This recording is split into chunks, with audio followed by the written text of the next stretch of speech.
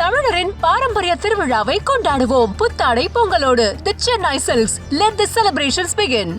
தமிழ்நாட்டில் இறுதி வாக்காளர் பட்டியல் வெளியிடப்பட்டிருக்கு. மொத்தமா 6.36 கோடி வாக்காளர்கள் இருக்கிறதா தமிழக தலைமை தேர்தல் அதிகாரியான அர்ச்சனா பட்நாயக் சொல்லியிருக்காங்க. இந்திய தேர்தல் ஆணையத்தின் உத்தரவுப்படி கடந்த அக்டோபர் மாதம் வாக்காளர் பட்டியல் திருத்தப் பணி நடந்தது.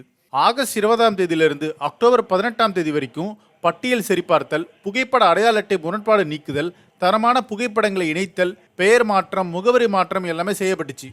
29ஆம் தேதி வரைவு வாக்காளர் பட்டியல் வெளியிடப்பட்ட நிலைமையில அதிலும் பெயர் சேர்க்கை, நீக்கம், திருத்தம் மற்றும் முகவரி மாற்றம்னு பல விண்ணப்பங்கள் அளிக்க 1 மாதம் அவகாசம் கொடுக்கப்பட்டுச்சு.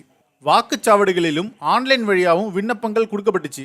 இதுக்காக தமிழ்நாடு முழுக்க நவம்பர் 16 மற்றும் 17, 23, 24 ஆகிய நாட்களில் சிறப்பு முகாம்கள் நடத்தப்பட்டுச்சு. சுமார் 69,000 வாக்குச்சாவடிகளில் இந்த சிறப்பு முகாம்கள் நடந்தது. இப்படி இருக்க திருத்தப்பட்ட இறுதி வாக்காளர் பட்டியல் இப்போ வெளியிடப்பட்டிருக்கு. அதன்படி தமிழ்நாட்டில் மொத்தமாக 6,36,00,000 வாக்காளர்கள் இருக்கிறதா சொல்கிறாங்க.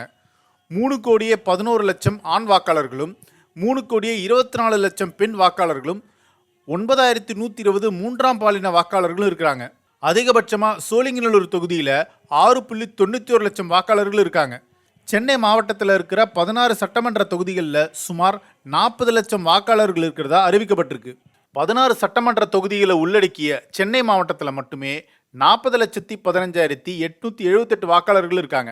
இதில் ஆண் வாக்காளர்களுடைய எண்ணிக்கை 19,70,279, பெண் வாக்காளர்கள் 20,44,323. இது இல்லாமல் மூன்றாம் பாலின வாக்காளர்கள் 1,276 பேர் இருக்காங்க. சென்னை மாவட்டத்தில் பொறுத்த வரைக்கும் அதிகபட்சமாக வேளச்சேரி தொகுதியில் 3,16,642 வாக்காளர்கள் இருக்காங்க. சென்னை மாவட்டத்துடைய துறைமுகம் தொகுதியில் தான் மிக குறைவான வாக்காளர்கள் இருக்காங்க. மொத்தமாக 1,78,980 வாக்காளர்கள் இருக்காங்க. இது ஒரு பக்கம் இருக்க, டெல்லி சட்டசபையோடைய 5 ஆண்டு பதவிக்காலம் அடுத்த மாதம் பிப்ரவரி 23ஆம் தேதியோட முடியுது. இதனால் சீக்கிரமாக தேர்தல் அறிவிக்கப்படும் எதிர்பார்க்கப்பட்டுச்சு. அதன்படி டெல்லி சட்டசபைக்கு ஒரே கட்டமாக தேர்தல் தேதி அறிவிக்கப்பட்டிருக்கு. 70 சட்டசபை தொகுதிகள் டெல்லியில் இருக்குது. ஒரு கட்சி தனித்து ஆட்சியை பிடிக்க 36 தொகுதிகளில் ஜெயிக்கணும். இப்படி இருக்க டெல்லியில் பிப்ரவரி 5ஆம் தேதி ஒரே கட்டமாக சட்டசபை தேர்தல் நடக்க போகுது. அதுக்கப்புறமா பிப்ரவரி 8ஆம் தேதி ஓட்டுகள் எண்ணப்பட்டு முடிவுகள் அறிவிக்கப்படும். இதை இந்திய தேர்தல் ஆணையத்துடைய தலைமை தேர்தல் ஆணையரான ராஜீவ்குமார் சொல்லியிருக்காரு. இது தொடர்பாக ஒரு முக்கியமான விஷயத்த சொல்லியிருக்காரு. நம்முடைய நாட்டில் இருக்கிற வாக்காளர்களுடைய எண்ணிக்கை அப்படின்றது சீக்கிரமாக 100 கோடியை தொட இருக்கு. கடந்த 2024 வருஷத்தில் உலகளவிலான மக்கள் தொகையில் 3/2 பங்கு மக்கள் வெவ்வேறு தேர்தல்களை வாக்களிச்சிருக்காங்க. நம் நாட்டை பொறுத்த வரைக்கும் 8 மாநிலங்கள், யூனியன் பிரதேசங்களில் தேர்தல் நடந்து முடிஞ்சுது.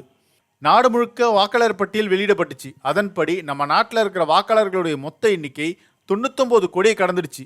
சீக்கிரமாக நம் நாட்டுடைய வாக்காளர்களுடைய எண்ணிக்கை 100 கோடியை நெருங்கும். இது நம் நாட்டுக்கு புதிய சாதனை அமையும் அப்படின்னு சொல்லியிருக்காரு. ஸோ இதை பற்றி உங்கள் கருத்துக்களை கமெண்ட் செக்ஷனில் சொல்லுங்கள். இது ஒன் இண்டியாவுக்காக ஆனந்தன்.